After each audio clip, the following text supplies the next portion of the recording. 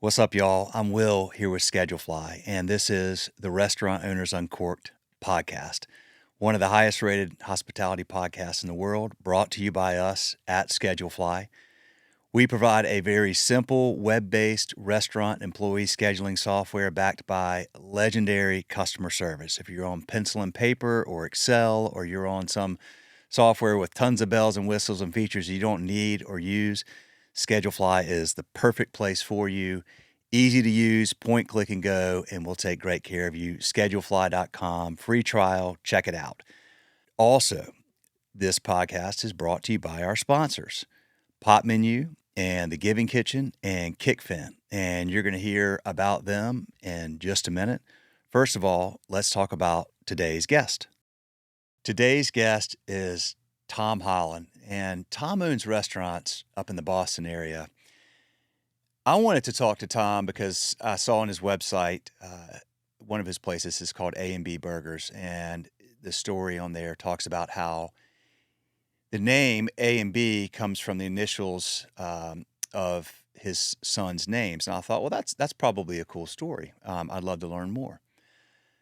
Little did I know that over 500 episodes on this podcast, this one ranks easily top 5 in terms of how powerful and emotional this story is. I thought I was going to cry probably during the episode. This dude is a hero, and I'm not going to spoil his story. You need to hear it, but this is an incredible episode, highly memorable, one I'll never forget. We'll definitely have Tom on here again. Huge honor to be able to share this story. And y'all, this is why we do what we do with this podcast. This is an independent restaurant owner, doesn't have a platform to share this story, but what a powerful story it is. So we're grateful and we're honored to have this opportunity. You're going to love this episode. Thank you all so much for watching and listening. More episodes coming soon. Enjoy. The busiest time of year is coming. Is your staff ready for the holiday rush? This year, give your team the gift of Pop Menu AI Answering, a simple solution for phones ringing off the hook. AI Answering handles calls 24/7, 365 days a year, so your staff can focus on in-person guests. Customize your greetings and responses, answer common questions, promote specials and events, and send follow-up links to ordering and reservations. AI Answering handles it all while escalating more complex conversations back to your team. Never miss another tasty revenue opportunity. Pop Menu, the marketing technology platform designed to make growing your restaurant easy. Discover more AI restaurant tools that turn your to-do list into an already done list by requesting a demo today. For a limited time, get $100 off your first month, plus lock in one unchanging monthly rate at popmenu.com. Go now to get $100 off your first month at popmenu.com. Be sure to tell them that Will from Restaurant Owners Uncorked podcast and Schedulefly sent you. Y'all, this is a great business. I just told you what they like me to say. I will say that we have a lot of mutual customers at Schedulefly with Pop Menu. They all agree. Great product, great customer service, great results. Check them out, popmenu.com. This episode is also brought to you by The Giving Kitchen. Giving Kitchen provides emergency assistance for food service workers through financial support and a network of community resources. Since its inception in 2013, Giving Kitchen has served over 15,000 food service workers and awarded over $10.5 million to food service workers in crisis. If you or someone you know is a food service worker in crisis, please ask for help.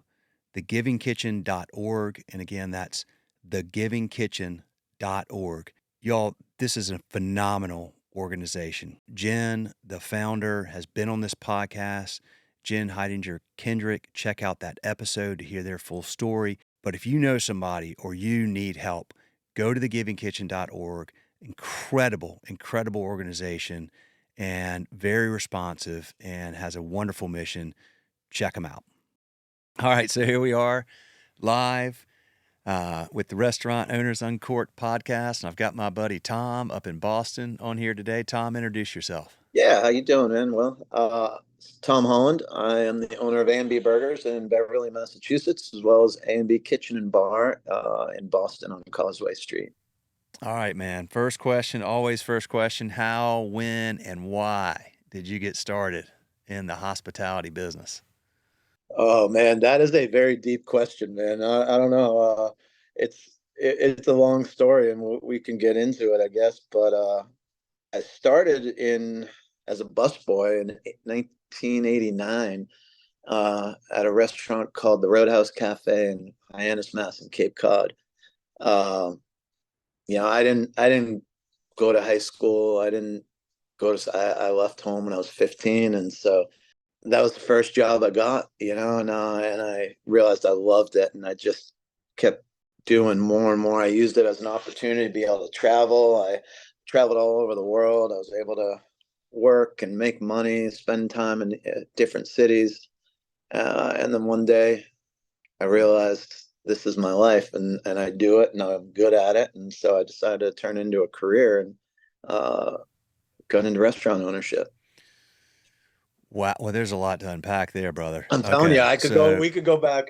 We got a lot to talk about if you want to really hear the story. It's a Well, big tell me, story. so you started, like, how did bussing tables lead to traveling all over the world? Like, Well, what happened? so when I was 15 years old, I was living in Cape Cod, and I decided that the life of going to school and doing what everybody said wasn't for me. And so, um, at 15, I jumped on the highway, I stuck out my thumb, and I hitchhiked to San Francisco. Um, Holy yeah, cow. yeah, I knew nobody. I just went. I had 10, 15. 15. I had a like a backpack, a school backpack, and I just had a couple changes of clothes, $10. That was it, and a carton of cigarettes because back then I smoked. And and I hit the road, and I went to San Francisco. I was an old deadhead. I followed the Grateful Dead around the country for 4 years. I saw almost 300 shows, and when I was 19, I realized that all my friends around me were either dying or going to jail, and I didn't want that to happen to me. And so I went home, and I got my first job as a busboy. Uh, and that so I've always been that kind of guy that I've never been a structured guy. I've always been a guy who loves interacting, and I love new adventures, and that's what the restaurant is, right? Like, you're meeting new people every day, you have new problems every day, you have new successes every day. You never walk into the restaurant and think this is going to be a routine day, because they just don't happen. Yeah. And that's me, and that's my personality. So then I met a friend, dude, in this restaurant in Cape Cod, and he convinced me to buy a motorcycle and ride my motorcycle across country with him, and I did. And two of us rode our bikes across country back to San Francisco, and I ended up getting my first waiter job there. Uh, and then just kind of went. I loved waiting tables. I loved bartending. I loved just the excitement of it all. I was a nightlife person. At the time, there was a lot of the industry was very different than it is today. A lot of partying. I got involved in a lot of bad stuff, and I ended up becoming, you know, I ended up becoming homeless. I became a drug addict and an alcoholic in the industry. I ended up losing everything. I was living on the streets for a number of years and bounced around. I was unemployable. And then when I was 30 in 2001, I decided I had enough. I went into a halfway house. I got sober. I've been sober for 22 and a half years. Mm. And in that halfway house, I got a job as a waiter just to make money. And I was going to go to school for journalism. That's what I wanted to do. I wanted to be a wartime journalist. I wanted to go off into wherever there was conflict and be able to go. That was my dream. Uh, and I started waiting tables at this place called Sansi on Newbury Street in Boston, super famous restaurant. And I never left. I ended up becoming a brunch manager, and then a restaurant manager, and then assistant general manager, and then the general manager. I was there for 8 years. I never went to school because I loved the business so much, and that just started my journey towards ownership. So it was the industry was first for me because it allowed me freedom and I didn't Mm. have structure. Then it became a necessity because it was the only thing I knew how to do. And then it became my passion because I realized I don't want to do anything else. I love this industry. And, I worked when I became partners.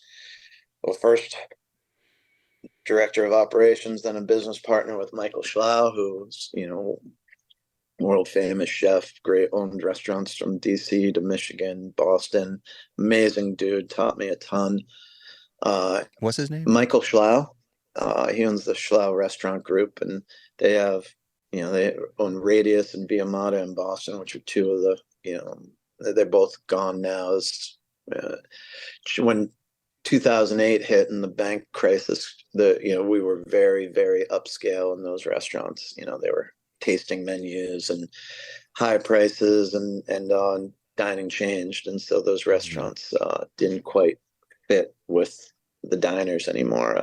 But he has Altastradas in DC, Virginia, at Foxwoods, Wellesley, Mass. He's got a few sushi places. He's got a whole different Yeah. realm of restaurants. Anyways, he's a great chef, and he taught me a ton. And I was able to turn that partnership, into my own restaurants. And 10 years ago, I opened A&B Burgers in Salem, Mass. And it's been a 10-year journey ever since for me.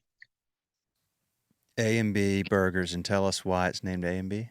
A&B are actually my sons, Alex and Ben. So, when I left, it's funny to say it out loud now because, at the time I thought this, but when I left, I was working 24 hours a day, man. When my son Alex was born, I took one day off and then I was back to work. That was it. I took his day of birth off and I was back to work. And I said, you know what? I want to do this differently, and I'm going to open my own place, and I'm going to have more time for my family. And so I named it after my kids because that's why I was doing this. Little did I know that when you're the only person, you work way more, and you see way less of them than when you are working for somebody else or have a team around you. So it took me a while before I got to spend that time with those kids, but it came. Well, I asked that because that's what really caught my attention when I went to your website and saw what A&B stood for and saw their awesome pictures on there. And Yeah. God, I mean, dude, this might have to be a whole series. I have 1,000 questions I want to ask. I mean, because you went from leaving home at 15, all of those issues for all of those years for the next 15 years, and here you are now. The industry that enabled you to, pretty much bring your life and bring you to your knees, essentially, has now enabled you to have a successful business. And that's quite an amazing turn. And that's one of the interesting things about this industry. The industry has shifted a lot over the years. The culture has changed. It used to be that work hard, play hard, Mm-hmm. lots of substance abuse, lots of partying, lots of people that wound up in the same situation as you, homeless, streets, strung out on drugs and alcohol, jail. The industry, I think, collectively has started to shift and understand that, that doesn't have to be part of the culture to still have a fun and thriving culture. In fact, it needs to not be to have a sustainable, fun and thriving culture and a successful business. And but it's a challenging thing because you're also that's part of the industry. Mm-hmm. It's fun and partying is what the industry wants people to experience, and alcohol is certainly a huge part of that. I congratulate you Thank you. on, that commitment you made 22 and a half years ago and sticking to that, man. So, what a phenomenal, life changing, drastically life changing moment for you. And now you own business and you have a family, dude. That's powerful stuff. Thank you, man. Thank you. I was the first person in this halfway house they ever allowed to work in a restaurant or a bar setting because people are trying to get sober. But it was all I knew. It was all I knew, and they trusted me and they let me do it. Um, and mainly because they knew I was going to go back to it. So I had to learn how to maneuver my new lifestyle, for lack of a better term, within an industry that, I had, yeah, it gave me tons of opportunities to mess up, so to speak. And yeah, the industry has definitely changed. It is way different. People are just different, and society's changed. But the thing that I always saw with me and with my sobriety was, so this place, Sonsie, if you ever look it up, it's Sonsie. It's on Newbury Street, which is called like the Rodeo Drive of Boston. It's been there since 1994. It's incredible. It was the Boston celebrity playground when I was there. Like Tom Brady lived next door, and Matt Damon and Ben Affleck bought us out for their New Year's Eve party. Like it was that kind of place, and it was called the place to see and be seen.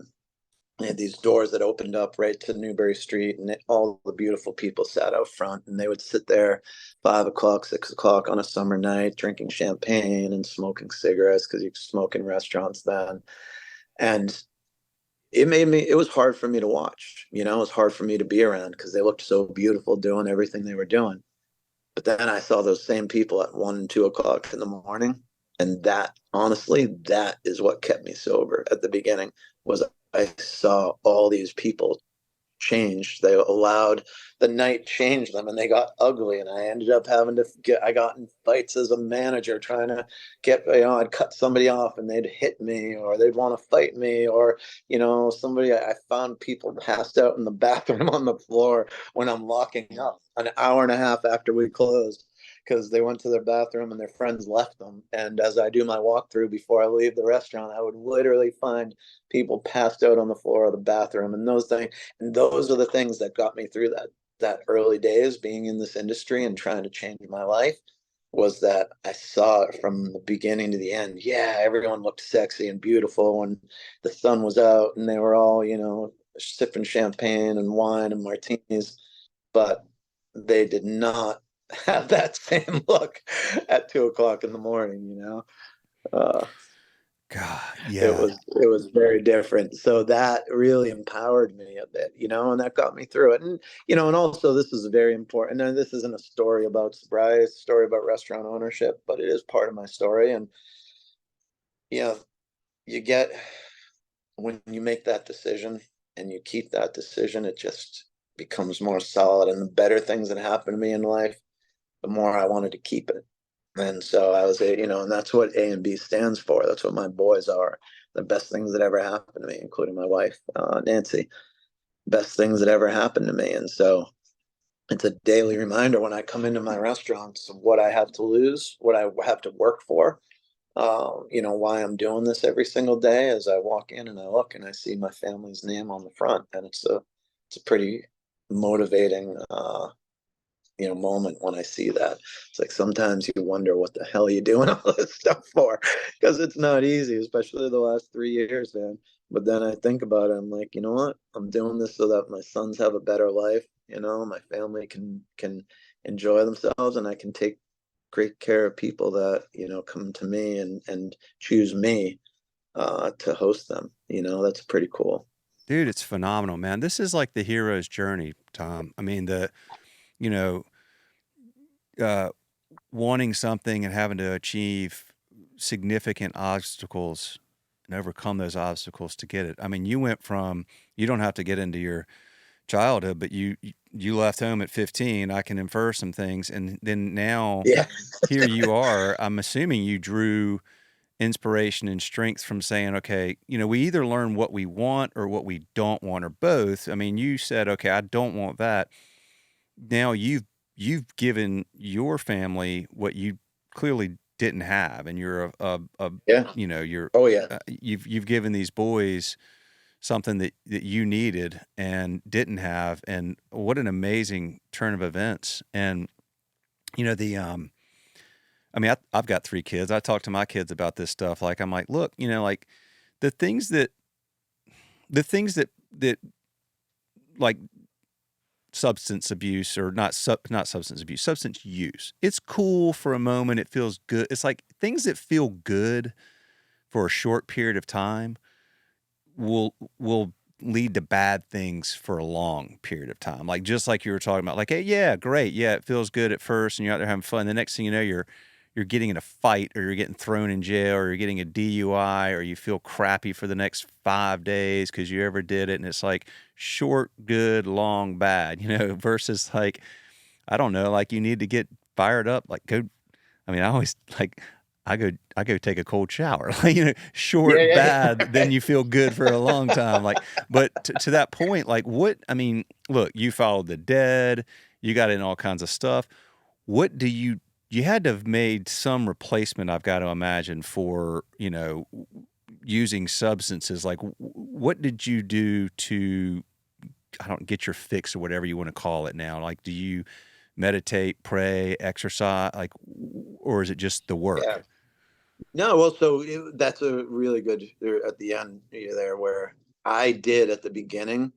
It was all work. I replaced everything I thought that was negative in my life with something I thought would be positive, which was just put everything into work, and Hmm. that was my life. Like my wife, she is a saint. She's been with me, you know, we met, I was maybe 8 months sober, and we've been together, and so she never knew me prior to that, but she's been with me through this entire journey. And being in this industry, I never had a weekend off. I never had a Friday, a Saturday. I didn't want time off. I knew like this was what I needed, and I my family, best man at my weddings, my buddy Timmy, used to go to all my family events with my wife, and they would call him Stand-in Tom because they knew I wasn't going to be there. But she didn't want to go alone, and he was my best friend, so he would go there as Stand-in Tom. Um, and but then I started realizing that I had, the reason I got sober was to find a better balance to life, right? Like, I wasn't trading an addiction of substance for an addiction of work. I needed to find happiness within, right? Mm. Like happiness here. And you mentioned prayer. Like I'm a spiritual dude. I believe in God. I talk to him every day. It's something that's important to me. I don't put that on other people. Everybody has their own feelings, their own thoughts and Yeah. beliefs, but that's what gets me through the day.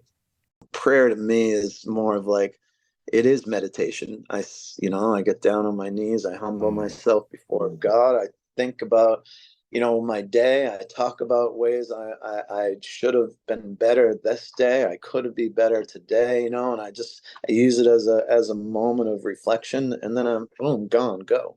And that's my day. That's how I start. I'm pretty balanced now. I don't work like I used to. Right now I'm working a lot because I made changes and I changed GMs at both restaurants. So I'm here all the time again. But that's good, like getting back in here. Other times, I might work 2 nights a week, but I'm here all day in my Mm. office, doing my work isn't as fun anymore, like the restaurant industry to me, I love being behind the bar, mixing drinks, talking to guests. My days are spent answering emails and going through spreadsheets and coding invoices and doing that's the majority of my day now. So, that's the business owner side of it. So I still try to make sure that I get here to do the fun stuff, which is seeing my guests and my regulars and motivating my staff and all of that. But I'm not doing it like I used to, which was 24 hours a day, 7 days a week. My sons are 11 and 14 now. So, when we started this, they were at 1 and 4. So I want to be a part of, like I said, I travel a lot during, every summer. My sons are baseball players. My 14-year-old and I take road, last summer we were on the road for 5 weeks, going down to Florida and Virginia and Maryland and South Carolina playing ball, and it was awesome. And I wouldn't be able to do that if I wasn't in this industry and didn't own my own businesses. So what? took years of just putting 100% of me into every moment has now paid benefits because I'm able to balance family and life and work, I should say. All right, y'all, it is time for a little mid-episode break. We're going to talk about Kickfin. Thousands of restaurants, bars, and breweries use Kickfin to tip out their employees instantly. No cash required. With Kickfin, tips go directly to your employees' bank of choice the second their shift ends. It's a really simple solution to a really big problem because if you're still paying out credit card tips in cash, it's costing you. Time-consuming bank runs and cash counting take managers away from work that matters. Cash is hard to track, which leads to accounting headaches, and it creates the perfect opportunity for theft, human error, and compliance issues. Bottom line, there's never been an instant secure way to pay out tips until Kickfin. It's an easy-to-use software that sends real-time, cashless tip payouts straight to your employees' bank accounts 24/7, 365. Kickfin gives managers hours back in their day, makes reporting a breeze, and protects your business from risk. Most importantly, employees love it. Restaurants can have Kickfin up and running overnight. Employees can enroll in seconds. No hardware, no contracts, no setup fees. Visit kickfin.com for a personalized demo. See how restaurants across the country are digitizing tips with Kickfin. All right, that's what they asked me to say, so I say it, and it tells the story very well, but I like to add this in. We referred a customer that we know and love very well, Sup Dogs, to Kickfin. Sup Dogs has been a customer for a super long time. Trust them very much with their opinion on these types of tools. They started using Kickfin. I asked Brett, the owner, recently how it's going. He said, Kickfin is perfect. It's going great. Exactly what we were hoping for. So there you go. Kickfin.com, y'all. Check them out. You're a guy that's going to get after it, whatever it is you're doing, and pour yourself into it. That's clear. As a young man, that was partying. Yep. And when you got through that phase, it was working. And we get to a point in life. I'm very much the same. We're probably roughly about the same age. I'm 49, but you start to realize like I'm constantly trying to figure out the balance. Like I defer a lot of times to working too much, like, cause I'm like, well, work is something that's like an easy problem to solve. Like this is the thing that needs to be done. And if I do that and I work, then I'll figure it out versus like, but then you're like, I mean, God, my 16-year-old son right now, it's like, oh my God, I don't even know how to, like, it's just, it's like, dude, Yeah, I right. don't like, it's hard. But it is really, I'm glad to hear that you have prayer and you have balance and you have time with your family. I mean, this is what we do this for, right? You Yeah. are, you found, I think, Tom, what really is important to you, which is like when you're doing all the partying. I did a lot of this when I was young too. So I get it's about it's kind of like about yourself, right? Like you're kind of in this like, I want to have fun. I want this. I want that. And then you kind of mature and you're starting to be like, I don't really want to focus on me. I actually like focusing on others, which is what hospitality is. I mean, your whole livelihood is about providing some meaningful experience to the people the guests that come into your restaurants. And whether it's because they want to come to mourn a loss, to celebrate a win, to get together with friends they haven't seen, or to have a night off of family dinner and bring the family all out. Like it's always about providing this experience for others. So it's externally facing, and it's a more rewarding way to be, right? When you're focused on others and not, just on me and what I want. Because the byproduct of focusing on others and helping others and doing for others and focusing on God and focusing on family is the byproduct is you actually are happier and more fulfilled from that because of you're not focused on you. You know what I mean? No, I 100% agree with you. I mean, it one of the most rewarding parts of this business is that, somebody who's like, for me, having these for 10 years now, I have regulars that not only have my kids grown up in this restaurant, but so have my guests, and so like I've watched these families that started coming to A and B 10 years ago. And now their kids, they're coming, they came last week because their kids came home from college for the holiday, and they come out to dinner because A&B is their spot, right? Like that's been their family spot. And so it's a really cool to be that place that, and to be in the opportunity that you're able to build those relationships, and as you said, mourning a loss, or celebrating a win, or just going out on a Friday night. It's like people can choose where to go. They can choose there's thousands of restaurants in this area. They go anywhere, but they choose to come to my restaurant. And I believe that's because we focus on building relationships, right? Like relationships are what this industry, what life is all about. I tell that to my boys all the time. It's like, yes, education is so important, and so is hard work, but neither of those are going to get you the success that you want without building meaningful and positive relationships.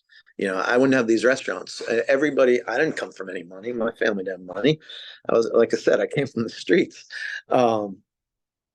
And I met people working in restaurants that I built relationships with. And when I decided that I wanted to go out and do my own thing, and I picked up the phone and called them, they trusted me and invested their money in me. Like, yeah, they bet in the business, but it was in me. And those relationships are very important to me. When we go through our challenges, I think about three different groups of people. Of course, I think about my family. I think about my employees because they're so important in everything I do.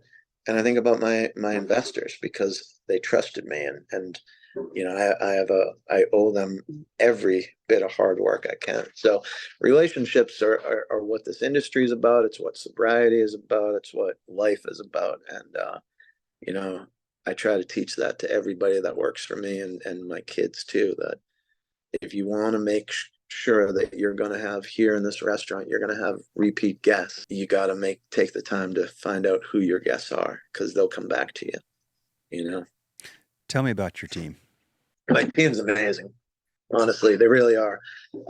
They are work hard. I'm sure everybody you talk to right now, we still talk about, this is still the post-COVID recovery period, right? Yes. Like we're still not out of it yet. Right. Not even close. Not even close. In fact, this year has been harder than 2021 and 2022 because, well, nobody has the government funding anymore, so we're all struggling harder and harder. My team has been with me, fighting through this with me every single day. We aren't an easy restaurant. You think A&B Burgers, you think it's a burger place, like, well, you're going to get super casual. Nobody really cares about service, hospitality. That's not true. Like, I truly believe that we are in the hospitality industry, and it doesn't matter what style of service or what style of restaurant you own. It can be quick serve, it can be casual, it can be upscale fine dining. You have to give the same level of hospitality at all of them. Quick little side that tells you how I train my staff is that, before, everybody's got Easy Pass now, but before Easy Pass was really a thing and you could just drive through them, we used to have to go through toll booths, right? You have to hand the toll booth collector $2 and leave. And I'd always pull up. My wife and I would be in the car, and I'd pull up on the Mass Pike. And the first thing I do when I pull up, I'm like, "Hey, how you doing today?" And they would just regularly just stick their hand out, $2. They wouldn't respond. They wouldn't smile. They wouldn't do anything. And so for the next 20 minutes of me driving down the highway, I would just complain to my wife about how it doesn't take that much to smile. You can, you're a forward facing hospitality. Even in a toll booth, you're welcoming people, right? You can make their day, you can impact their day. And it used to drive me crazy to the point that she went out and found Easy Pass and got me one because she was sick and tired of listening to me complain about toll booth collectors in the car for 20 minutes every time we went on the highway. So that's how I drive my team, and that's how I train my team, is that you come in, we don't have customers. We don't say the word customers here. your guests. Yeah. Customers are transactional, right? Like it's all about the money and this product. That's it. They come in, they give me money, I give them product, they leave. There's nothing. Guests are my family. They're guests. They're people in my house.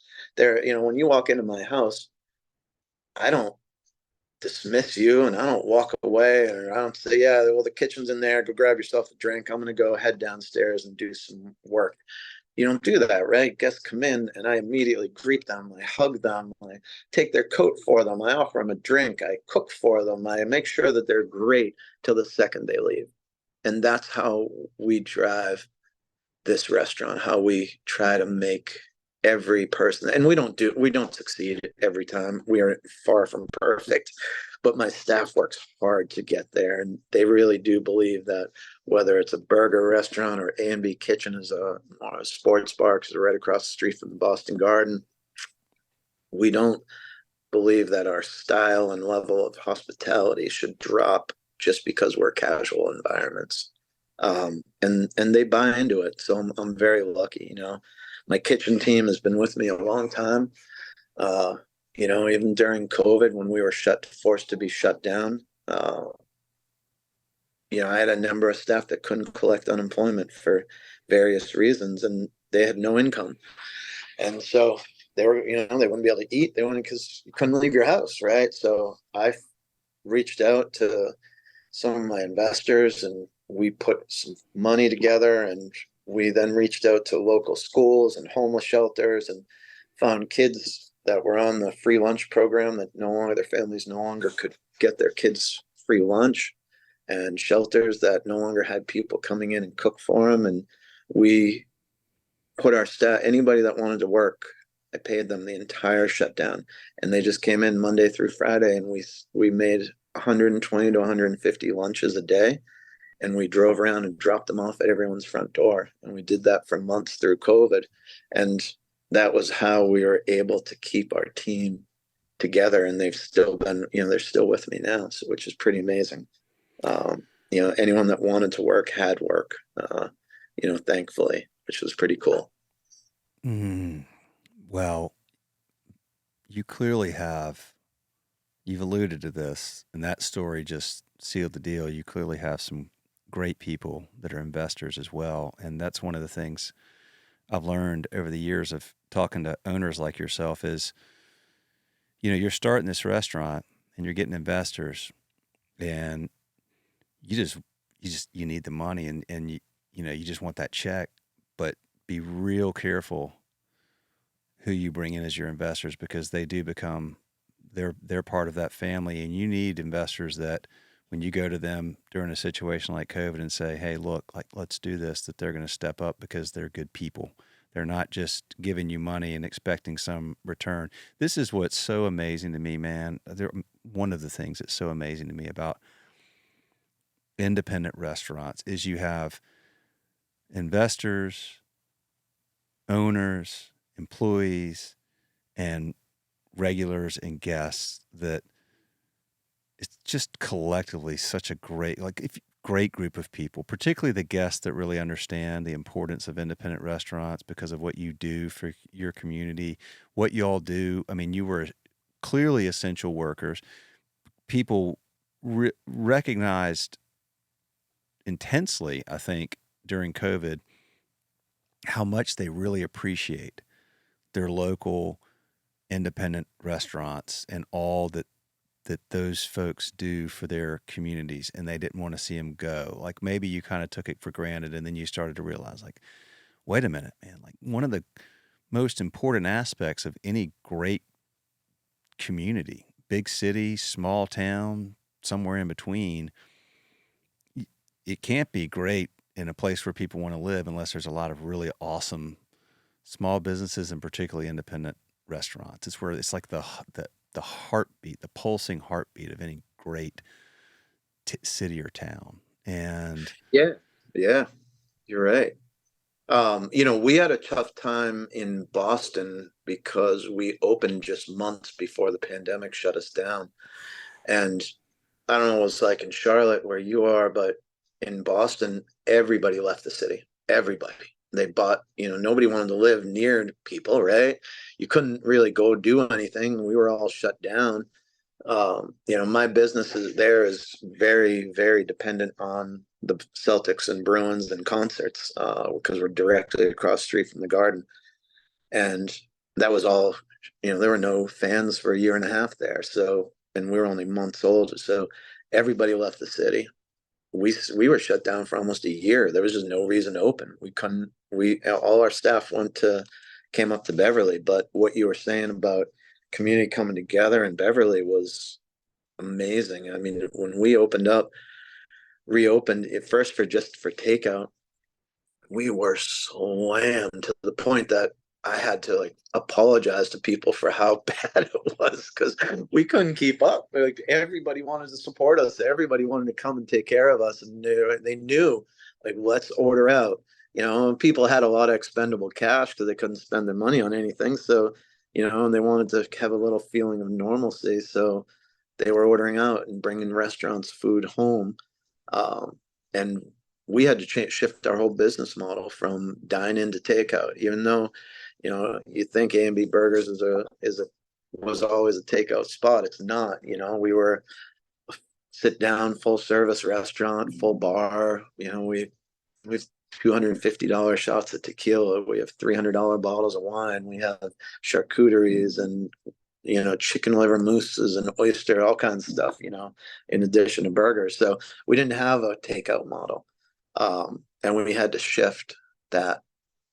And it was because the community wanted to support us so much. And that was an amazing thing. It was life-saving for a lot of us.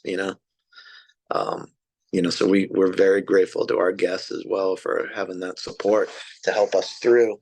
And it's kind of ironic because, I just said this year has actually been harder for most restaurants, everybody I know anyways, because, it's like, there isn't that same level of support, like, universally, and people don't have the kind of money they have now, so they can't dine out like they used to. I mean, everything costs so much more, and all, and so, with inflation and all this going on, people are very, very particular about where they go. So for us, we have to work 10 times harder to make sure that everybody that comes here enjoys themselves. They're not as forgiving as they was 3 years, rightfully so. Yeah. Rightfully so. Shouldn't be. But 3 years ago, everyone was like, it's COVID, it's okay. Now it's not. Now Right. you make a mistake, and they're like, hey, you took my hard-earned money and I didn't get what you promised me. And, rightfully so, they're disappointed with that. That's always a challenge as a restaurant owner, restaurant worker, is making sure that you're able to make 100 people happy 100% of the time. And that's not always the case. It's hard. It's hard. Well, you've got great people, and it's people, man. It is a people business, isn't it? I mean, you got to get the food, you got to get the ambiance, all that stuff, but those people can make such a big difference. To your point, just the extra eye contact, the smile, my daughter had this job this summer as a hostess, and I was like, every time somebody leaves, just look them in the eye and say, "Hey, thank you all so much for coming in." Like, Yeah. you won't notice it because you're the hostess and you're there, but I'm telling you, that stuff matters. And then they think the next time they go out, they're like, man, they treated me really well. People just want to be treated well, right? I mean, most people, if you treat them well, you're kind to them, you're attentive, you're present. That's what hospitality really is, right? Like it's like you said, it's a relationship. It's not a customer. It's a guest in your home. And of course, if you're in your home, you're super attentive. And if trying to get people to work for you to understand that is challenging, but you lead by example, and they, the right people start to mirror that and get that and realize that, like, well, if we do that, again, it's like this, it's the byproduct, right? Like, treat people really well, they'll come back, the business will be successful, I'll make more money, but that's not the goal. The goal, that's the byproduct, like that's what happens if we do the right thing. which you seem to fully Well, embrace. everyone thinks restaurant owners make a lot of money, but we don't these days. I'll tell you that. Nah, man. It is hard now, man. It's like you just you you have to constantly. It's so much about managing the business now. It's so much about managing costs. It's making sure that you're cutting people as not too early that you get caught and burned, but you can't keep somebody on because that extra $5-10 per employee adds up every day, and it's $100 a day of unnecessary labor, which is now $36,500 a year that you could have saved by cutting somewhere. Maybe in our heyday, that didn't quite. I mean, it was, obviously none of us were getting rich unless you're, owning tons and tons of places, but you make a good living. Now you got to fight for every single penny. You got to make sure, like right now, I'm negotiating with new beef purveyors. I'm negotiating with bread purveyors. I'm gonna go because I can't raise my prices anymore. Like there's a ceiling on that, and so you got to make sure your costs don't outgrow your prices, right? And so it's a battle, and that's what my management team now is. There, it's not just about the hospitality for them anymore. It's also about learning how to run a business because they do run my business for me. So there's so many more. They were always there, but we just have less room for error now. Where before you had a little bit of room for error, now you don't. Now, if you want to survive in this industry, you got to be a very, very smart businessman. And almost ruthless. And I don't mean that in a bad way, but in a way that you protect yourself and you protect your people. Because if you can't make a profit, well, none of these people have jobs, right? So you got to make sure that you're always sitting with people. You're always questioning, what's the next thing? What's the next question I should be asking to make sure that I'm getting the best deal possible in every way? So it's like, yeah, relationships are huge, staff is huge, but profitability is also huge. So, let's not take that away from why we're doing this. I love people. I love the industry, but I also need to make a living. And, that's number one. If this restaurant isn't profitable, none of us have jobs. Right. So, I think a lot of times people don't want to talk about that aspect of it. They're like, oh, I'm into this because of the passion and the love. It's like, I agree with that. But if you're not making money, then you're not going to have a whole lot of passion for what you're doing. Um, so the business side of it is something that everybody needs to learn as well. It's harder, I feel like, for my chef friends that go into business because they're artists, man. They're incredible, they're talented, and they work with food, but then all of a sudden they go into a restaurant and they don't have that management team with them, and they have to manage books and reservation systems and schedules and all these things, and it's like, wait, I just want to cook, man. That's what I hear from so many of them all the time. Like me, I was a front of house guy. I'm not talented enough to be a chef. Those guys are a different breed. I've always been a front of house guy, so the business side of it comes easier to me. But it's not easy. It's not these days.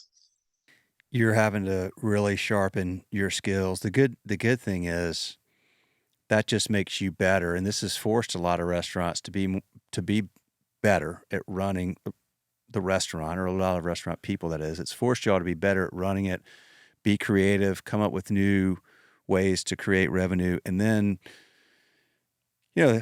economies are cyclical. So at some point, just like after 2008, things will get good again, and then you're just going to be even, you'll just be in much better shape going into that.